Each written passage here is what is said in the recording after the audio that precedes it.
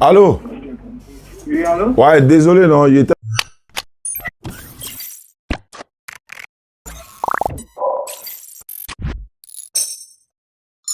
Là, me préparer là. Avec toi, il faut se préparer. Avec toi, tu es trop polémiqueur. Ouais, d'accord, allons-y. Tu t'appelles comment? Oui, c'est Siméon. Ah, Siméon, ouais. La Bible dit, mes yeux ont vu ton salut. Voilà. Allô, Siméon, tu dis que Gédéon a dit quoi? Immortel, vous avez dit qu'il s'est trompé en disant immortel, c'est quelqu'un qui peut mourir. Immortel, c'est quelqu'un qui peut mourir et revenir à la vie. Non. Immortel, là. Oui. Ce que nous, on sait du français, là. Parce que, à moins que vous ne voulez pas admettre, Oui. il ne peut pas se tromper, quoi. Si, mais... Alors, nous tous là, on se trompe. Tout le monde se trompe. Tant que tu es communicateur, là, tu es dans la communication, tu es un homme public, là, tu vas toujours te tromper. Et puis d'ailleurs, même si tu n'es pas un homme public, là, tu es un être humain. Seul l'Éternel ne se trompe pas. Et ce qui est bien avec nous musulmans, quand on se trompe là, on vient, on reconnaît que oui, je me suis trompé ici, oui, je n'aurais pas dû dire ça. Est-ce que ça va faire quoi? Ça va prouver que je suis un menteur? Non, je peux me tromper, tout le monde peut se tromper. Donc, Gédéon dit, le mot immortel veut dire mourir, revenir à la vie. Mourir, revenir à la vie, il est immortel. Non, oui. Dans la vidéo là, même le mot immortel a beaucoup de définitions. Le mot immortel, voici, comment on appelle? On dit qu'il survit et doit survivre éternellement dans la mémoire des hommes. Quelqu'un qui survit d'abord quand je dis... on dit dans la mémoire. On dit dans la mémoire des hommes. On n'a pas dit physiquement.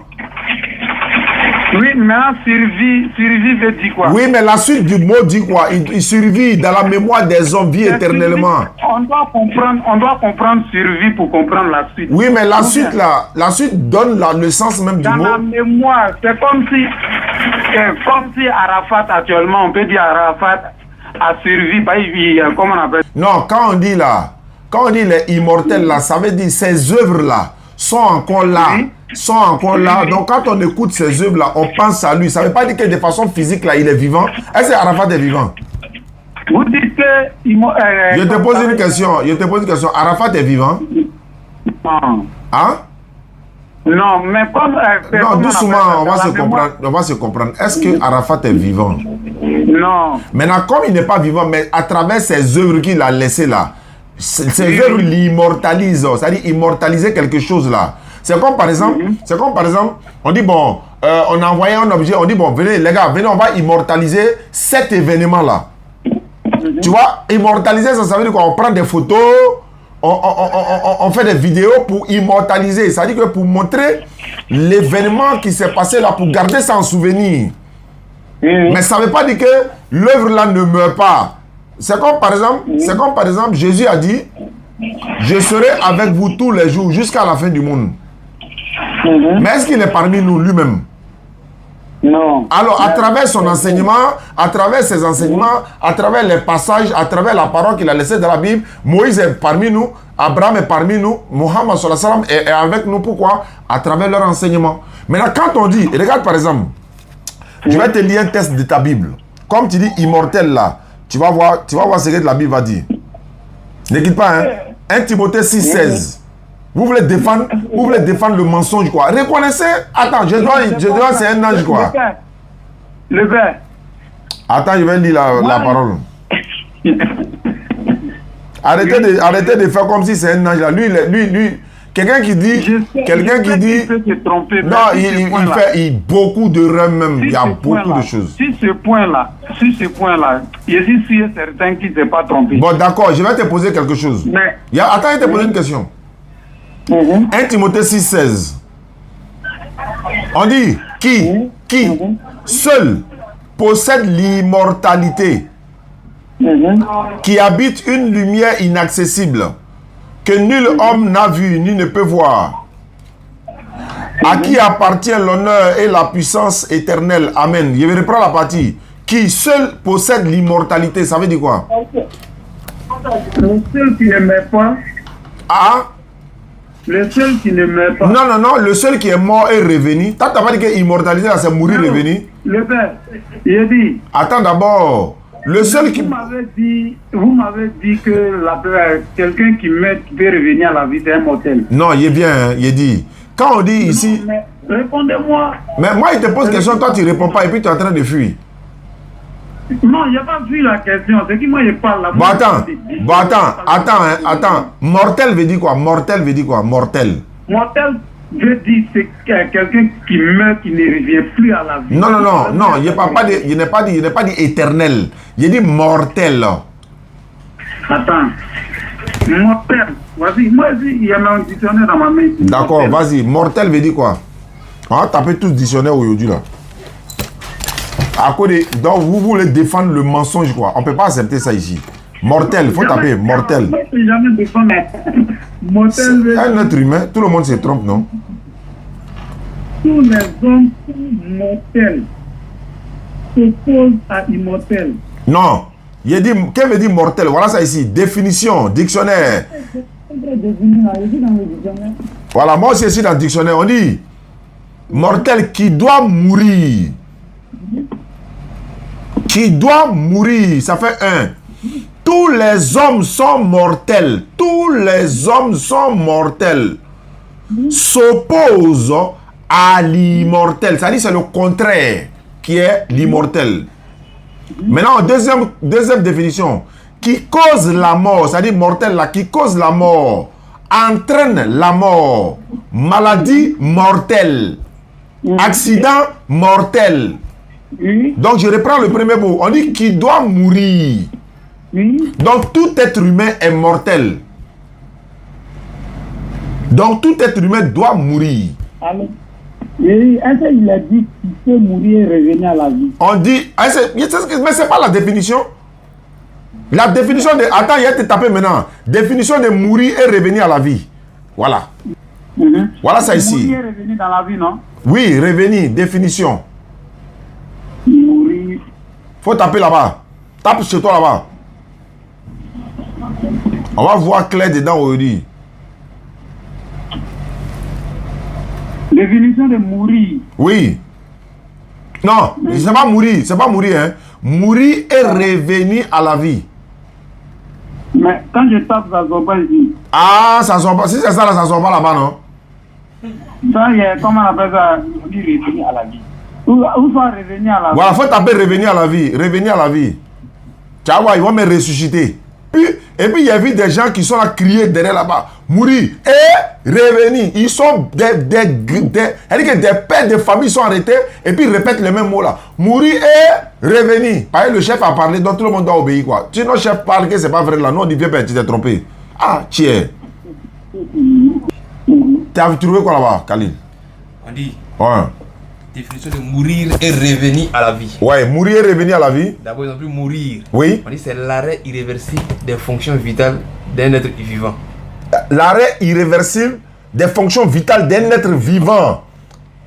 Ça, c'est mourir. Maintenant. Maintenant, revenir à la vie. Oui. On dit cela implique une reprise de fonctions vitales après la mort. C'est-à-dire que reprendre vie après la mort. Maintenant, on explique maintenant pour dire le fait de revenir à la vie après la mort ne signifie pas que l'on est immortel. Ah! L'immortalité désigne les... Viens ici. Viens t'arrêter ici. Non, tu vas entendre ça. Il va en mettre tu vas bien entendre. On dit quoi? Le fait... Écoute, attends, faut écouter. Le fait de revenir à la vie après une mort clinique ne signifie pas que l'on est immortel. L'immortalité désigne l'état ou la qualité de ce qui ne meurt jamais, qui échappe à la mort de manière définitive et éternelle. Tu as compris, non? L'immortalité là, c'est quelqu'un qui c'est une chose qui échappe à la mort de façon définitive. C'est-à-dire, lui ne meurt jamais. On n'a pas dit mourir, revenir. Lui ne meurt jamais. Allez là. Si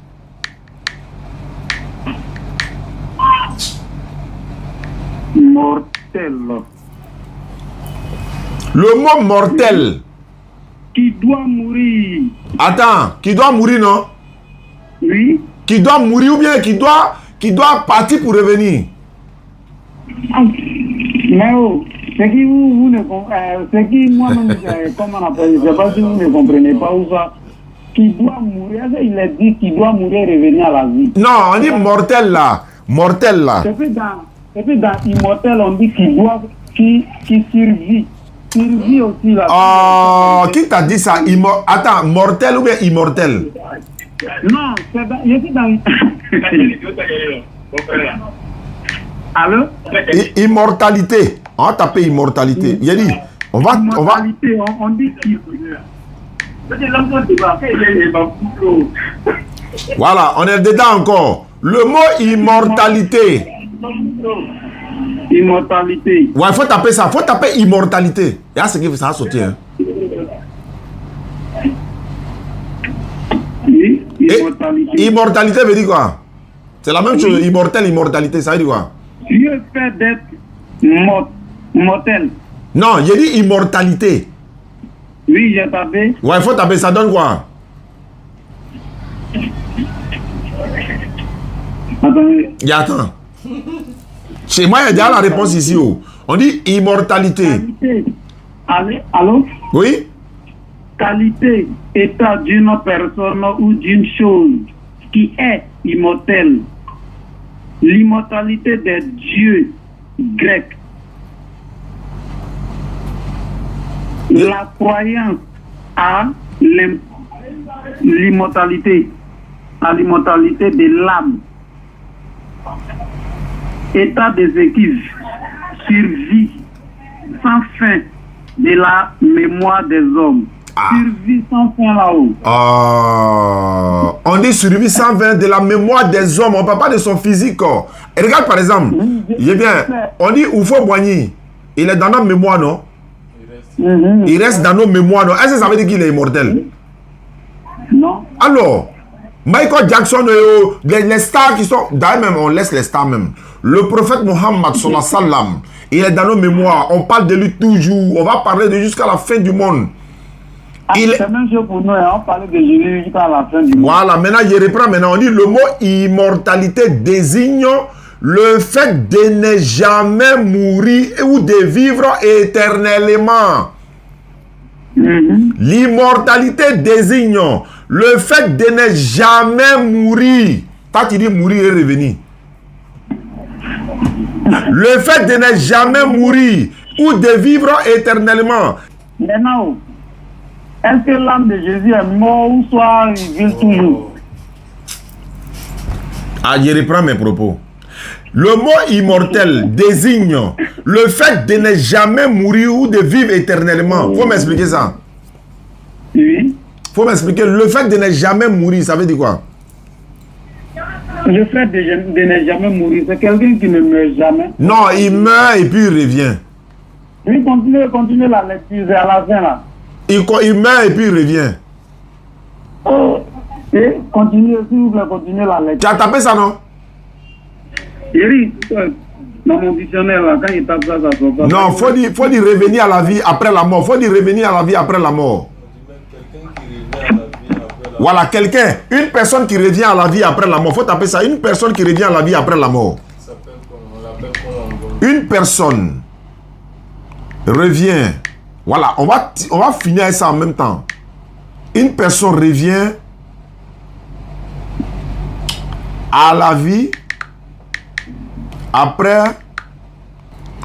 Une personne qui revient à la vie après la mort est souvent appelée ressuscité, où l'on parle de résurrection. Contexte religieux. Dans plusieurs religions, on croit à la résurrection. Christianisme, vous êtes toujours ici, hein? Christianisme, Jésus-Christ est ressuscité après sa mort. Et puis on a dit son nom. Du coup on dit son nom. Du coup on dit son nom même. Tellement que c'est de Jésus, vous parlez même. Donc ça veut dire, quand on est ressuscité après sa mort, on appelle ça résurrection, ressuscité. On n'appelle pas ça immortel. Ressuscité. Faut taper ressuscité. Attends, tout ça là, faut taper ressuscité. Faut taper ressuscité. Moi, ça là, ça sort pas là, c'est que toi tu mens. On dit Jésus-Christ. Bon, attends, hein, ton Dieu Jésus là. Quand on dit Jésus est ressuscité là, dans la Bible là, ça veut dire quoi? Ça veut dire qu'il est mort, il est ressuscité. Est-ce que c'est mort immortel, ils ont écrit là-bas, mais c'est ressuscité, ils ont écrit. C'est de l'eau, hein. Mais c'est pas...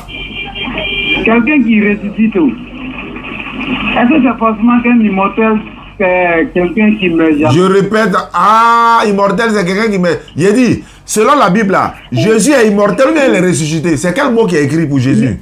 Il est mortel puisqu'il vit éternellement. Non, c'était pas la question. Dans la Bible, c'est quel mot qui est utilisé pour Jésus? 3 jours, 3 nuits là, après, qu'est-ce qui s'est passé pour Jésus? Il a été immortel ou bien il a été ressuscité? Mais là-bas, ils ont parlé de ressuscité. Pourquoi il n'a pas dit immortel? Pourquoi il n'a pas dit immortel?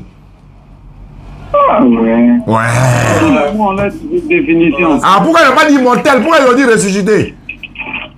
Mais est-ce que c'est partout on peut employer tous les mots? Parce que les mots ne correspondent pas partout, il faut les placer. Quand c'est immortel, c'est immortel. Quand c'est ressuscité, c'est ressuscité. Quand c'est éternel, c'est éternel. Là, on est ressuscité. D'ailleurs même, je vais savoir quelque chose. Oui. Dans la Bible, Lazare, là, il est immortel ou bien il est ressuscité? Lazare, il est ressuscité. Non, il est immortel, selon Gédéon. Selon Gédéon, puisque Lazare, là, Lazare, il était mort, non? Et puis il est revenu. Il est où aujourd'hui? Lazare est où? Lazare est mort encore. Non, c'est qu'il est immortel. Mais après ça, il est monté. C'est qu'il est sûr, il est parti une fois pour revenir, c'est qu'il est immortel.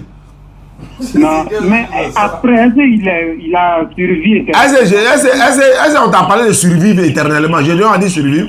Il dit éternel là, selon lui, hein, immortel là, c'est mourir et revenir. Mourir et revenir, mourir et revenir, mourir et revenir. Quand j'ai tapé immortel, j'ai vu survie dans la définition là. Moi, je te demande maintenant, Jésus là, il est immortel ou bien il a été ressuscité? Je peux dire qu'il est immortel puisqu'il vit maintenant éternellement. Non, je peux pas, faut pas dire tu peux. Il dit dans la Bible là-haut. Est-ce qu'ils ont mis pour Jésus immortel ou bien c'est ressuscité, ils ont mis? Si c'est pas écrit, mais... Je te demande simplement, dans ta Bible là, c'est immortel, ils ont mis pour Jésus ou bien c'est ressuscité? C'est pas écrit. Non, il vient. Qu'est-ce qui n'est pas écrit? Bon, attends, ne quitte pas. Attends, allô? Tu es là, non? Ne quitte pas, hein? Oui, je suis là, Ah! Moi, c'est Jean-Luc. Ouais, non, les frères, en route. Allô? Oui, shalom. Ouais, shalom, Jean-Luc, ça va bien? Oui, ça va super bien, par la grâce de Tu es disponible pour quelques minutes, là? Oui. J'ai un frère qui est en ligne, là, je ne l'ai pas encore ajouté, quoi. On est là, parler. Attends, il a ajouté en même temps, là, tu vas voir, voilà. Voilà. Allô, Jean-Luc, shalom, Jean-Luc. Oui, shalom. Voilà, ça tombe bien. Il y a un frère qui est en ligne là, il est à Bangolo. Donc, on est en train de parler de... La dernière fois, on a vu une vidéo de Gédéon où il a parlé de immortel. Immortel veut dire celui qui meurt, qui revient, qui meurt, qui revient, qui meurt, qui revient. Et j'ai dit au frère, je lui ai dit non, dans la vie, tout le monde fait des erreurs. Gédéon a fait des erreurs et il en a fait encore pour dire non, immortel veut dire celui qui meurt et revient. Non, on dit non, c'est ressuscité qui veut dire, c'est-à-dire que tu meurs, tu reviens. Maintenant, je lui ai demandé, dans la Bible, selon la Bible, pour Jésus, selon leurs croyances, quand ils ont dit Jésus est mort et ressuscité, est-ce que c'est le mot immortel qu'ils ont utilisé pour Jésus ou bien c'est ressuscité? Lui-même reconnaît que c'est ressuscité. Bon, j'essaie de l'expliquer. Il va défendre son maître Gédéon. Comme Jean-Luc, tu es là, et que tu es un chrétien, tu es un pasteur, et que Gédéon, c'est un collègue pasteur, je pense que tu as mieux lui expliquer la différence entre éternel, immortel et ressuscité. Et puis mortel aussi. Et à vous la parole. Voilà, alors bien aimé, shalom. Oui, shalom. Voilà, je suis le pasteur Jean-Luc de l'église Assemblée de Dieu. Effectivement, voilà, comme l'a dit notre frère musulman, je crois que Jésus-Christ n'est pas Dieu. Mais rassurez-vous, je ne suis pas le seul pasteur. Je connais beaucoup de collègues pasteurs aux AD, aux bases d'honneur. Oui, tu m'entends? Allô, pasteur. Quand vous dites que Jésus-Christ n'est pas Dieu, là, dans ce cas, devenez musulman en même temps, c'est fini. Non, c'est ce que la Bible enseigne. Voilà. Non, mais ce que je dis là, si vous dites que Jésus-Christ n'est pas Dieu, c'est pas lui dans l'a ce dit. cas-là, devenez musulman là comme ça. Non, lui n'a jamais dit ça. Il dit c'est la Bible qui a dit. C'est pas lui l'a dit. Il dit c'est la Bible qui dit. La Bible n'a jamais dit ça. Ça a commencé. On est des immortels. Il a appliqué. Le gars est rentré. Il a pris sur son dos. Ils sont là. Jean chapitre 3, le verset 16. Jean chapitre 3, le verset 16. 16. C'est Jésus lui-même qui parle. Jean 3, le verset 16. Adabola. Apparemment, peut-être que toi-même tu n'es pas chrétien. Jean 3, verset 16, là, un bon chrétien peut réciter ça par cœur. Ouais, et Dieu attend d'aimer le monde qu'il a donné son fils unique. Le monde qu'il a envoyé. Effectivement. Il a mis bim. Jean 3, Tu vois ici, c'est Jésus qui parle. verset 16. Oui. Donc tu vois, il y a déjà cité le verset. Jean Oui, je connais déjà, je connais déjà le verset. À l'école du dimanche, on apprend ça.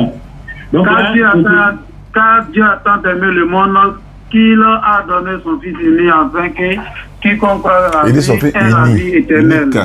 voilà. Donc tu vois, le Dieu qui a tant aimé le monde, là, est-ce que c'est lui qui est venu ou bien il a envoyé son fils? Mais oh, c'est la question que je pose ici toujours qu'ils ne m'ont jamais répondu. Le Dieu qui a tant aimé le monde là, est-ce que Jésus a montré le Dieu là dans la Bible? Mon frère, je t'ai posé une question. Est-ce que le Dieu qui a tant aimé le monde, là, c'est lui-même qui est venu, mais c'est son fils qui l'a envoyé? Mais c'est à Jésus on doit poser toute cette question. Parce que la question même a été posée à Jésus. Tu vois qu'il a dit que tu es chrétien, mais apparemment c'est toi-même. Il semble que tu n'es pas chrétien.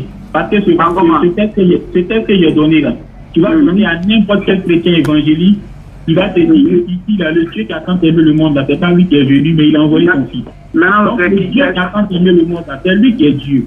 Tu comprends? Lui. Le Dieu qui a tant aimé le monde, là, c'est lui qui est Dieu. Son fils qui l'a envoyé, lui n'est pas Dieu, il est son fils. Tu comprends? Pour t'expliquer encore, le mot de Dieu, là, ça ne s'applique pas seulement à Jésus. Voilà, dans la Bible, là, quand tu prends Genèse chapitre 6, le verset 1 à 2, les anges sont appelés fils de Dieu.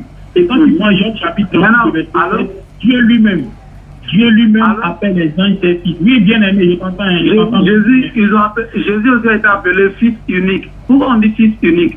C'est la partie qui m'échappe un peu.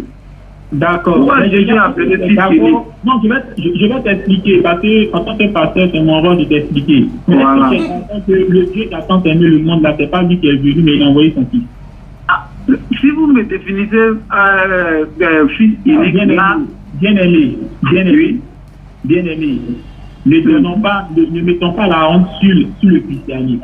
Non. Vous voyez, Dieu est en train de nous enseigner quelque chose. Nous qui avons reçu la révélation, nous qui avons reçu le livre, on refuse de croire ce qui est dans le livre, on dit autre chose. Du coup, Dieu même va susciter les musulmans pour venir nous corriger. Je te dis, bien aimé, cette histoire de Jésus est Dieu là.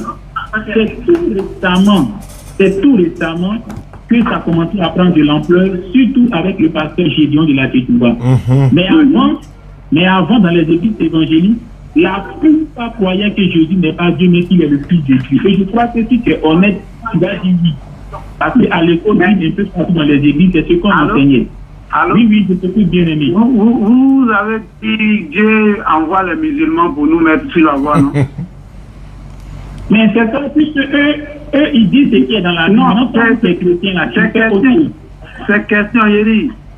Dans ce cas, les musulmans disent, les musulmans qui disent que tu es chrétien là, ne dis pas ce que la Bible dit, tu dis aujourd'hui. Mais dans ce cas, dis ce que la Bible dit. Tu vois, dans ce cas, les musulmans disent, être musulman, c'est d'être soumis à Dieu. Mais c'est que vous n'êtes pas soumis à Dieu. Mais attends, si je reconnais que Jésus est envoyé de Dieu, je suis soumis à Dieu, parce que être soumis à Dieu là, c'est accepter tout ce qui vient de Dieu. Mais il dit, si tu n'es pas musulman, c'est ce qu'il dit. Si tu n'es pas musulman, c'est que tu n'es pas soumis à Dieu. Puisqu'ils disent que la définition des musulmans, c'est d'être soumis à Dieu. Mais si vous n'êtes pas musulman, dans la Bible là, tous ceux qui ont servi Dieu, Jésus, est-ce qu'ils n'étaient pas soumis à Dieu? Ils étaient soumis à Dieu, mais c'est pas moi qui dis. C'est les musulmans qui vous dépendent de la guerre qui ont dit ça. Non, laisse il défend la vérité, il ne défend pas les musulmans. Un serviteur de Dieu, même Jésus, qui n'était pas soumis à Dieu. Est-ce que tu en connais dans la Bible? Qui? Vous dites? Est-ce que dans la Bible, tu connais un seul serviteur de Dieu, même Jésus, même les anges, qui ne sont pas soumis à Dieu? Il n'y en a pas. Tout se fait soumis à Dieu. Alors, maintenant, si en arabe, on appelle ça musulman, donc ça passe. Mais le plus important, la Bible montre que tout serviteur de Dieu. Déjà, même le mot serviteur, ça veut dire celui qui sert. Donc, celui qui sert, là, ça veut dire qu'il est un maître. Et donc, le maître, là, il est soumis à son maître. Alors, donc, mon frère, ce que je voulais te dire, Dieu ne meurt pas. C'est dans la Bible, en 1 Timothée. Voilà. L'apôtre dit 6,16. que Dieu est celui-là qui possède l'immortalité. Une personne immortelle, c'est une personne qu'on ne peut pas tuer. Très Tu bien. vas pour essayer de la tuer, tu ne peux pas. C'est une personne immortelle. Dès que la personne meurt, elle n'est plus immortelle. Clair. Tu vois, c'est pour cela qu'on parle de résurrection. C'est pour dire qu'il était mort et qu'il est revenu à la vie. Dieu ne peut pas être ressuscité. Dieu ne peut pas mourir parce que Dieu est immortel. Tu comprends? C'est pour cela que lui, il a l'immortalité. Du moment où le Seigneur Jésus-Christ est mort, ça montre qu'il n'est pas Dieu. Parce que Dieu ne meurt pas, Dieu est immortel. Tu comprends? Et même la Bible nous dit que quand Jésus est mort, ce n'est pas lui-même qui s'est ressuscité, mais c'est Dieu qui l'a ressuscité. On trouve ça en Actes des Apôtres chapitre 2, Actes des Apôtres chapitre 5. C'est Dieu qui a ressuscité Jésus. Donc tu vois, celui qui a ressuscité Jésus là, c'est lui qui est Dieu. Un bien-aimé, revenons à la Bible, ne laissons pas les frères musulmans nous enseigner nous-mêmes notre propre Bible, alors que c'est écrit dedans et puis nous on dit le contraire. C'est pas sérieux. C'est pas sérieux. Jésus-Christ est fils de Dieu. Il faut prendre ça comme ça. C'est ce qui est écrit. Oui, mais je te suis, Vincent. Vous me laissez votre numéro pour que vous appelez de temps en temps. Oui, il n'y a pas de problème. Vous pouvez prendre mon numéro. Non, on dit que... En tout cas, prends son... Tu n'as pas le temps, on ne peut pas échanger en ce moment. Ouais, prends son numéro et puis voilà, on va échanger. Mais peut-être que tu vas te convertir. Voilà, on ne sait jamais. Allô, le frère de Bangolo, tu prends son numéro là, c'est pour faire quoi? Non, c'est pour l'appeler comme... Non, mais par là que si vous voulez parler là, il faut qu'on parle devant tout le monde.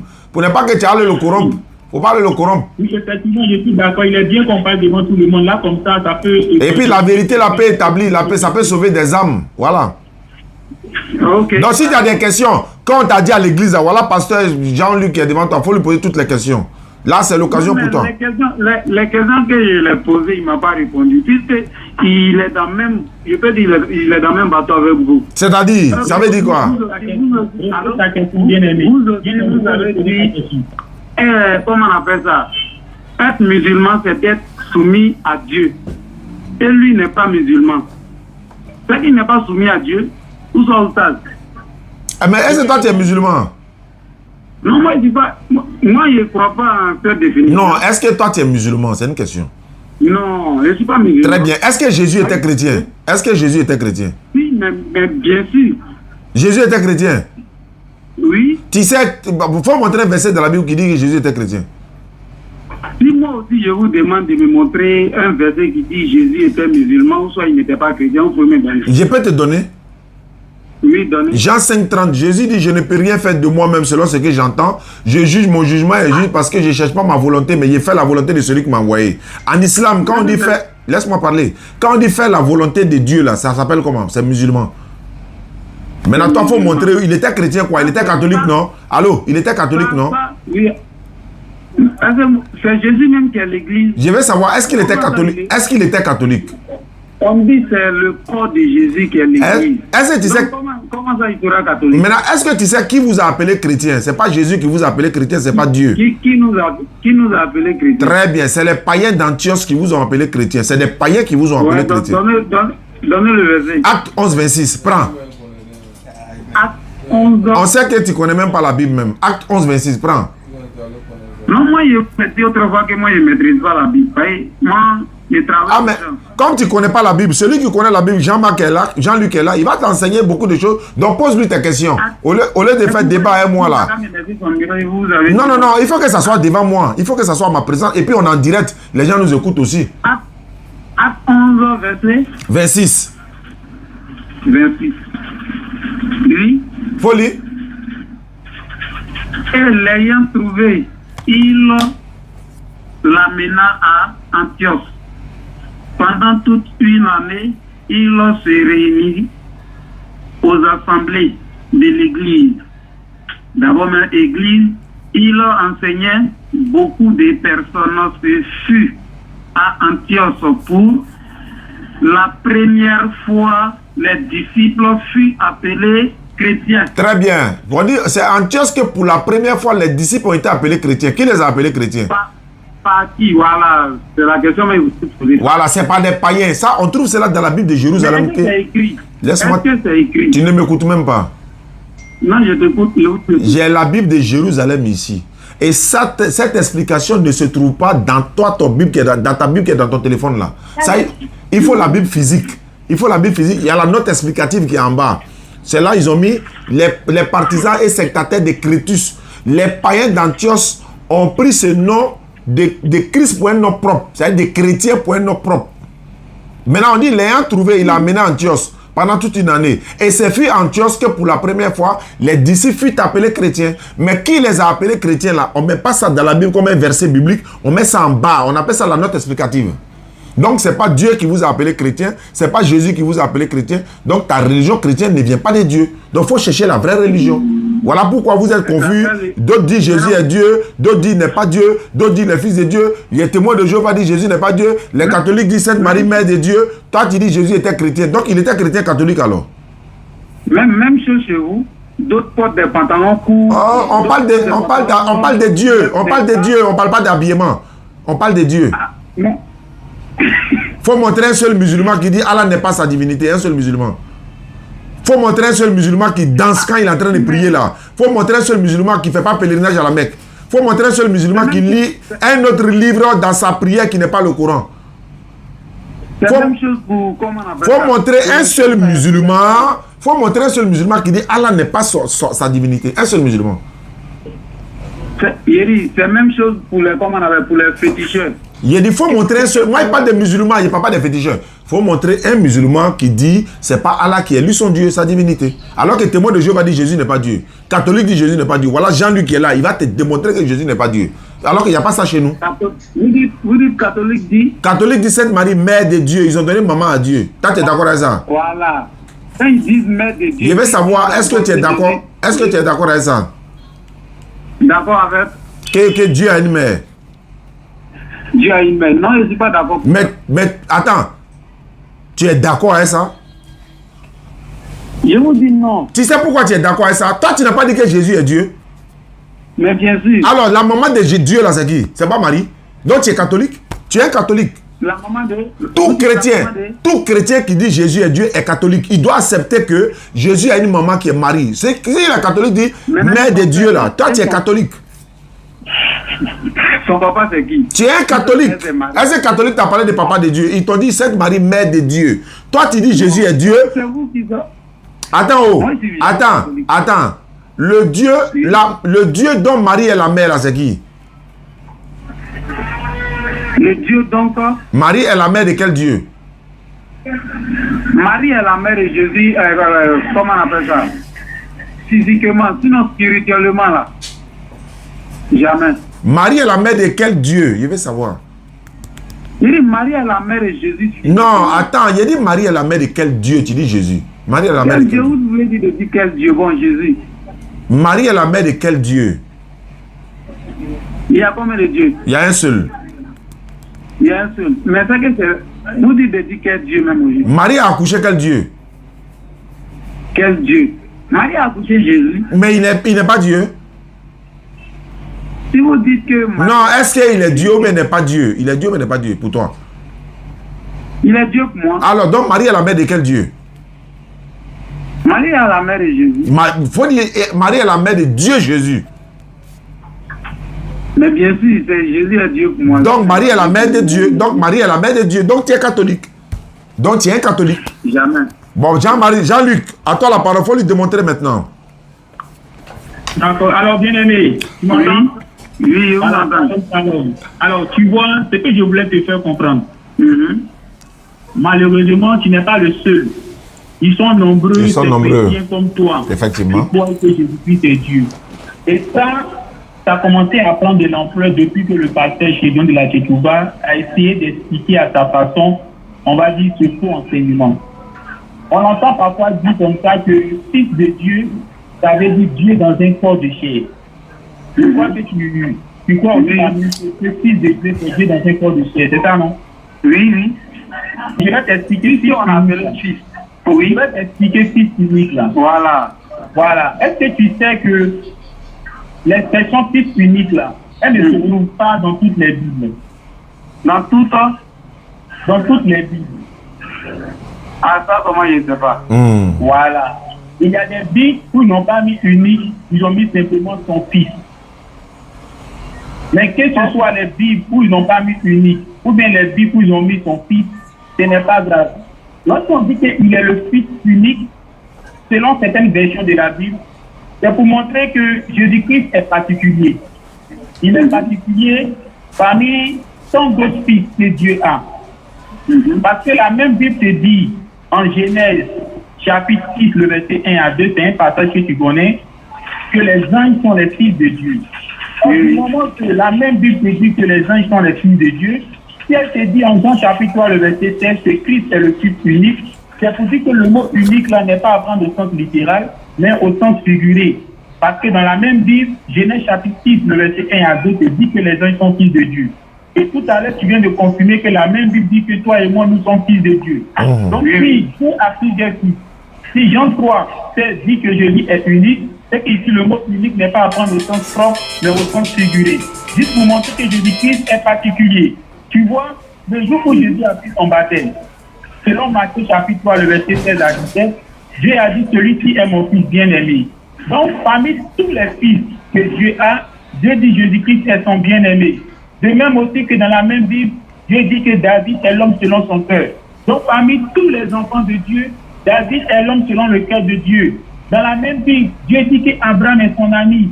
Donc, parmi tous les fils de Dieu, Dieu dit qu'Abraham est son ami. Donc, tu vois, chacun est unique. Chacun est unique devant Dieu. Nous sommes tous les fils de Dieu. Les anges sont les fils de Dieu. Jésus est fils de Dieu. Toi et moi, nous sommes fils de Dieu. Mais chacun est unique. Abraham, bien qu'étant fils de Dieu, il est l'ami de Dieu. David, bien qu'étant fils de Dieu, il est l'homme selon le cœur de Dieu. Et Jésus, bien qu'étant fils de Dieu, il est son fils bien-aimé. Tu comprends? Oui. Tu comprends? Maintenant, ce que j'aimerais te dire, c'est que Jésus-Christ, en tant que fils de Dieu, il n'est pas Dieu dans un corps de chair. Ça, c'est une mauvaise façon de concevoir l'expression fils de Dieu.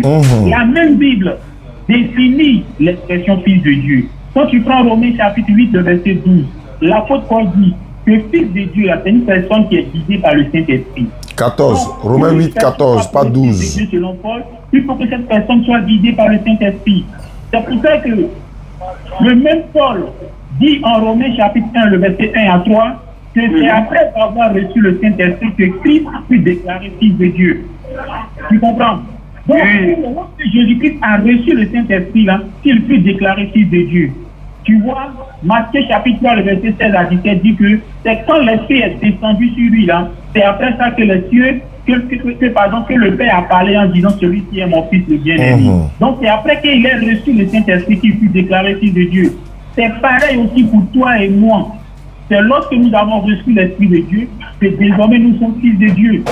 Tu comprends? Les anges aussi, là, ils ont reçu l'Esprit de Dieu. Parce que les anges font la volonté de Dieu, ce sont tous les fils de Dieu.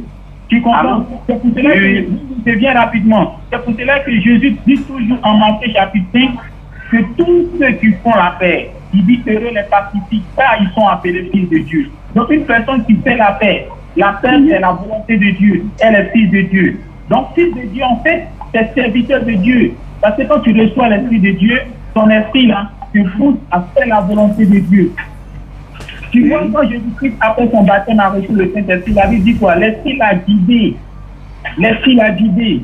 Donc, il était guidé par l'Esprit de Dieu. Et l'Esprit le guidait pour faire quoi? Pour faire la volonté de Dieu. Il a dit qu'il est venu pour faire non pas lui sa volonté, mais la volonté de celui qui l'a envoyé. Et il a même dit que le Dieu qui l'a envoyé l'a prescrit tout ce qu'il devait dire et enseigner. Tu comprends? Donc, c'est ça, fils de Dieu. Fils de Dieu, c'est serviteur de Dieu. Tu comprends? Maintenant, ce qu'il faut savoir, Jésus n'est pas Dieu. Parce que Jésus lui-même, il priait Dieu.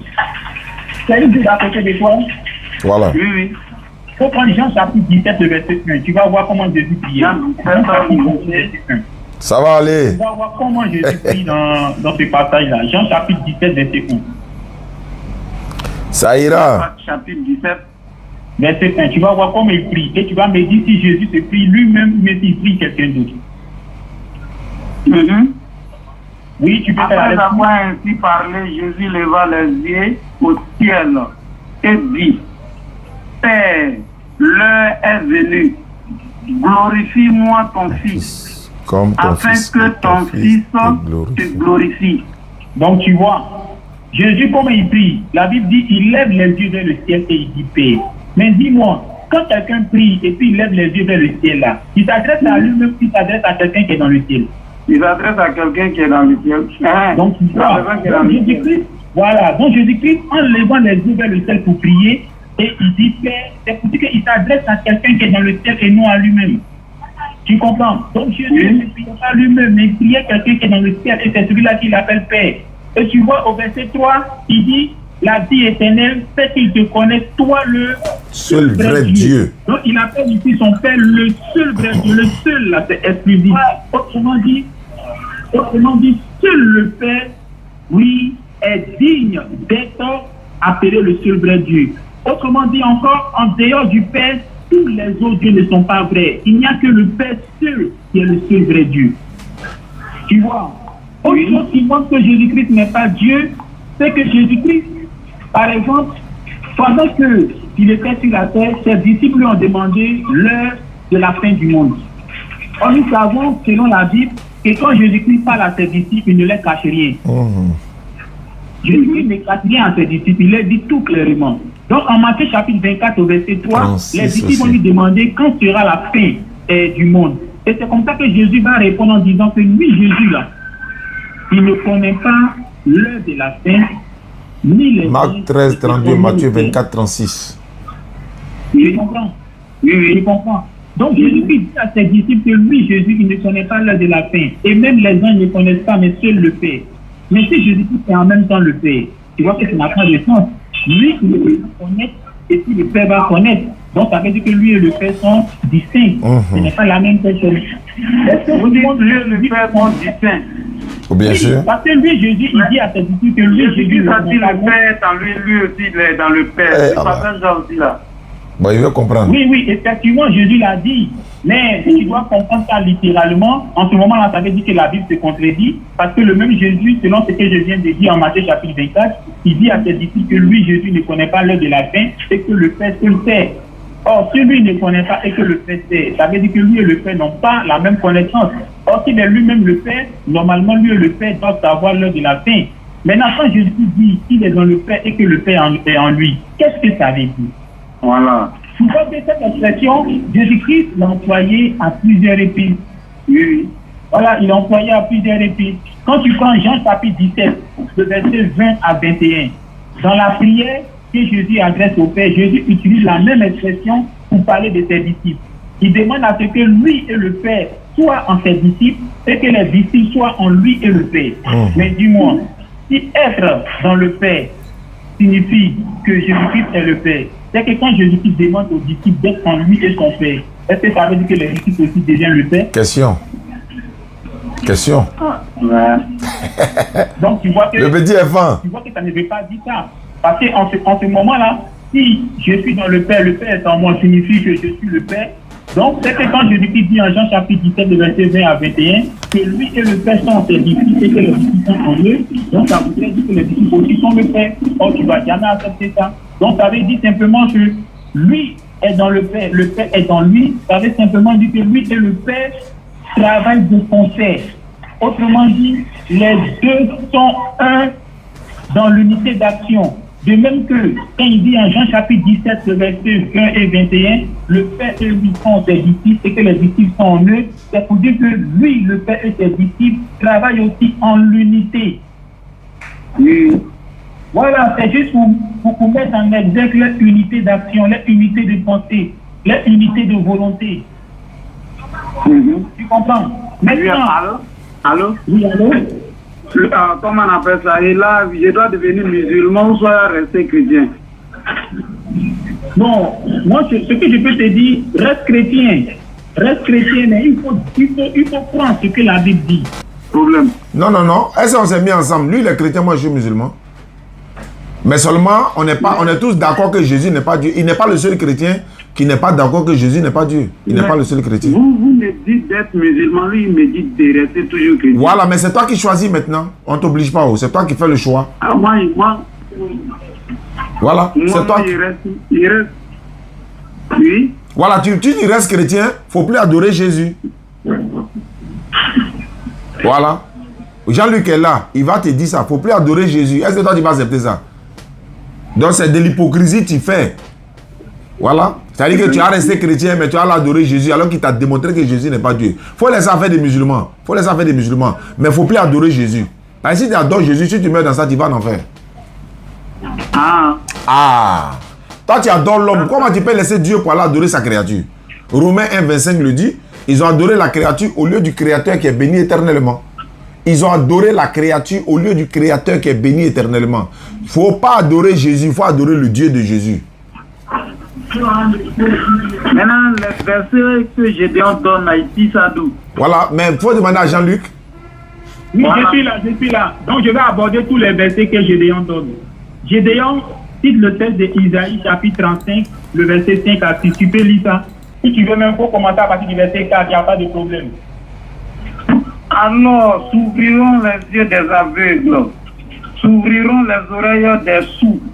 Non, il faut repartir derrière. Non, il faut partir derrière. C'est derrière encore. Il faut commencer au verset 4. Au verset 4. Pour aller jusqu'au verset 6. Dites à ceux qui ont le cœur troublé, prenez courage, ne craignez point. Voici votre Dieu, la vengeance viendra. La rétribution de Dieu, il viendra lui-même et vous sauvera. Oui. Alors, s'ouvriront les yeux des aveugles, s'ouvriront les oreilles des sourds. Au verset 6, non? Oui, au verset 6. Alors, les boiteux sauteront. Les boiteux sauteront comme un cerf. Et les langues du muet éclatera de joie, car les eaux jailliront dans le désert et des ruisseaux dans la solitude. Voilà, donc tu vois, tu connais bien cette prophétie, non? Le pasteur Gédéon l'utilise beaucoup. Tu vois oui, non? Oui, voilà. Et ça, Isaïe 35, le verset 4 à 6. Il a dit quoi? Dieu dit, il viendra lui-même. Et lorsqu'il viendra, voici les signes. Les aveugles vont voir, les boiteux vont marcher, les lépreux seront purifiés. Et il ne s'arrête pas là. Il dit dans le désert, les eaux vont jaillir. Et qu'il y aura de la verdure dans le désert. C'est ça? Maintenant, dis-moi, quand Jésus est venu là, c'est vrai que les aveugles ont vu clair. C'est vrai que les lépreux ont marché. C'est vrai que les boiteux même ont marché. Mais est-ce que les déserts ont fleuri? Vous dites? Est-ce que quand Jésus est venu, les déserts ont fleuri, les déserts ont disparu?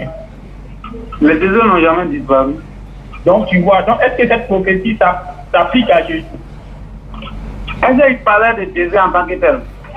Mais quand il dit les aveugles vont voir là, est-ce qu'il parle aussi des aveugles en tant que tel? Il parle des aveugles, comment on appelle ça? Ceux qui ne connaissent pas les Écritures. Où ça?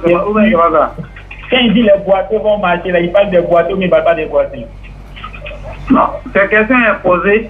Non, je réponds à ta question par une question de rhétorique qui va te permettre de comprendre que, en fait, tu as fait une mauvaise lecture.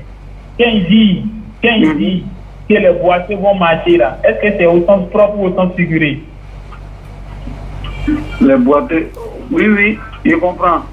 Voilà, donc tu comprends, non? Donc, oui. Dieu dit quand il viendra, les aveugles vont voir, les lépreux seront purifiés, les boiteux vont marcher. Et il ne s'arrête pas là. Il dit qu'il n'y aura plus de désert parce que l'eau va jaillir au désert, il y aura de la verdure. Donc tu vois, c'est beaucoup de signes qui vont s'accomplir quand Dieu va venir. Tu comprends, non? Oui. Or, quand Jésus est venu, est-ce que tous ces signes-là se sont accomplis? Est-ce que le désert a disparu? Tu as dit non. Oui. Tu as dit non, parce que la Bible montre que Jésus-Christ même a été tenté au désert. Donc il y avait le désert en son temps. Et quand tu lis les évangiles, tu verras qu'il y a eu des déserts où Jésus s'est rendu de temps en temps. Voilà. Donc tu vois que cette prophétie ne parle pas de Jésus. Parce que cette prophétie montre qu'il n'y a pas seulement les aveugles qui allaient voir, il n'y a pas seulement les lépreux qui seraient purifiés, il n'y a pas seulement les boiteux qui allaient marcher, mais aussi il n'y aurait plus de désert. Tu comprends? Maintenant, une parole que tu vas prendre, c'est Apocalypse chapitre 1, le verset 8. Il faut prendre Apocalypse chapitre 1, le verset 8. Mais avant, il faut lire le verset 4 et le verset 8. Apocalypse chapitre 1, verset, le verset 4 et le verset 8. 4. le verset 4 et le verset 8. Jean aux 7 églises qui sont en Asie, que la grâce et la paix vous soient données de la part de celui qui est, qui était et qui vient de là, et qui vient, et de la part de cet esprit qui sont devant son trône, et de la part de Jésus-Christ, le témoin fidèle, le premier-né des morts, et le prince des rois de la terre, à celui qui nous aime, qui nous a délivrés de nos péchés par son sang, et qui a fait de nous un royaume des sacrificateurs pour Dieu son Père. À lui soit la gloire et la puissance au siècle des siècles. Amen.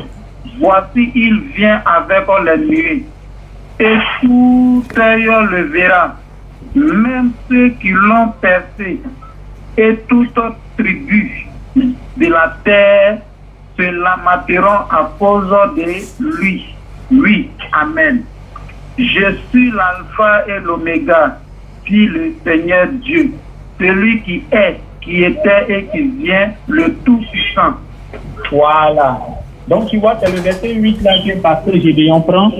Il dit que celui qui a dit je suis l'alpha et l'oméga là, il a dit je suis l'alpha et l'oméga, dit le Seigneur Dieu.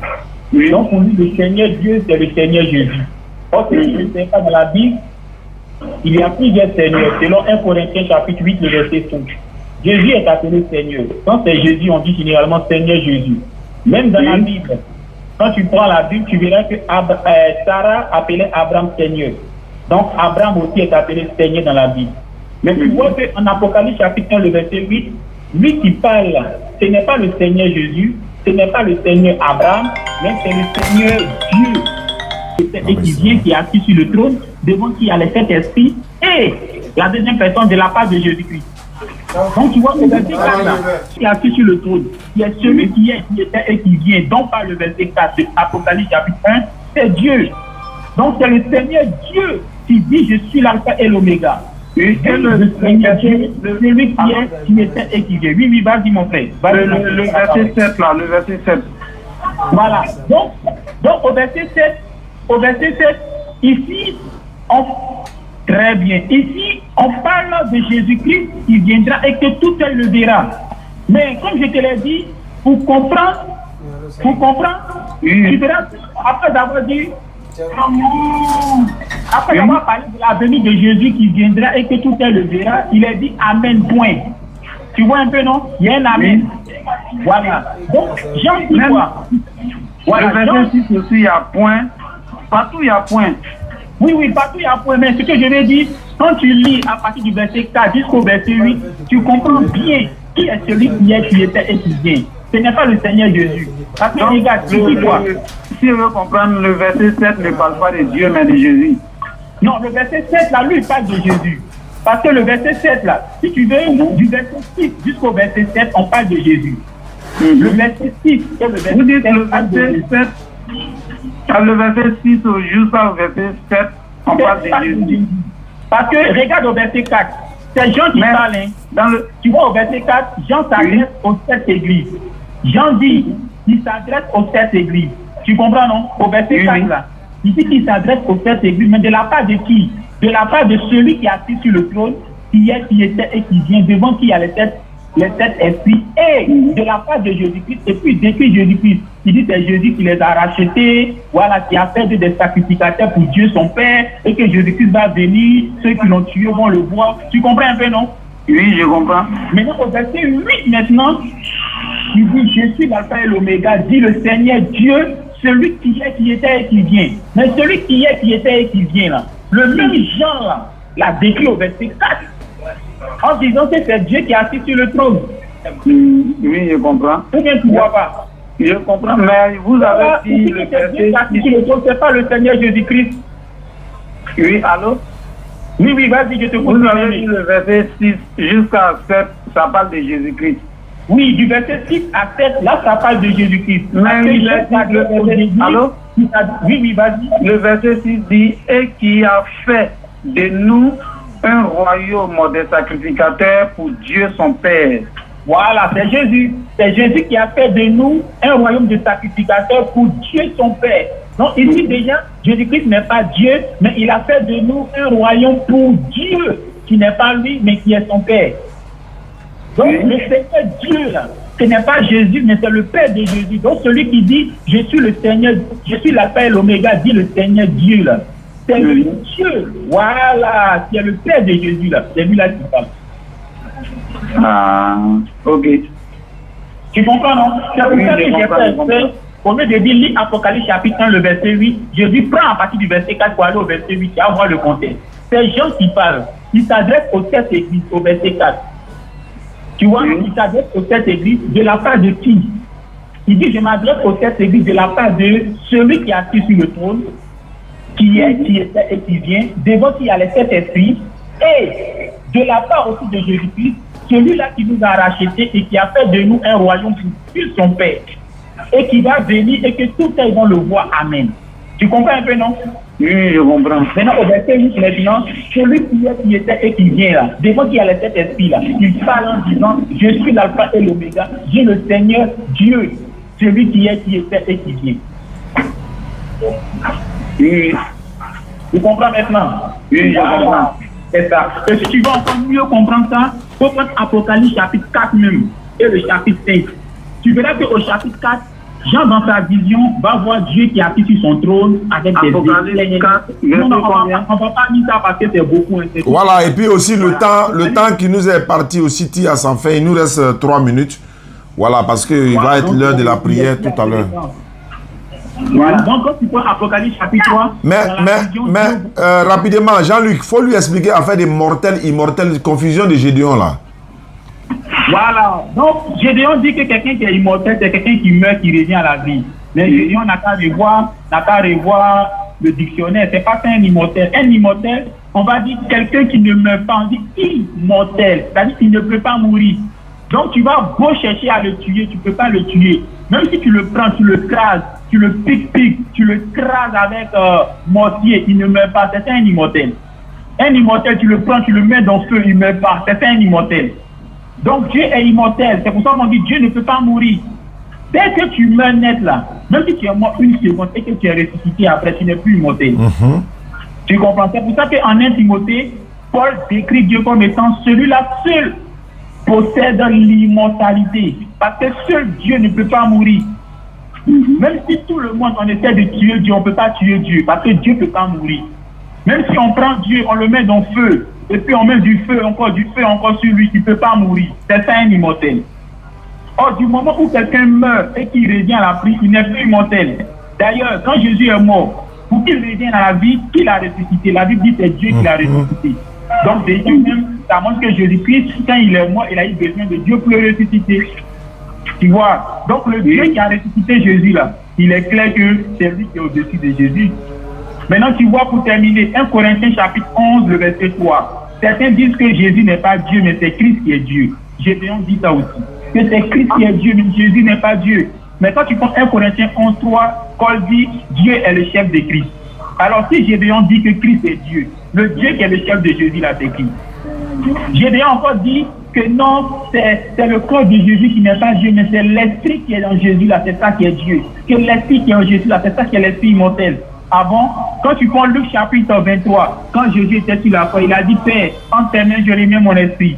Et c'est l'esprit de Jésus qui est Dieu. Le Dieu à qui Jésus a remis son esprit, lui il est qui alors? Lui il est qui alors? Gédéon dit que Jésus-Christ est Dieu parce que Jésus-Christ a dit tout pouvoir m'a été donné dans le ciel et sur la terre. Mais ce qu'il oublie, c'est que le pouvoir a été donné à Jésus.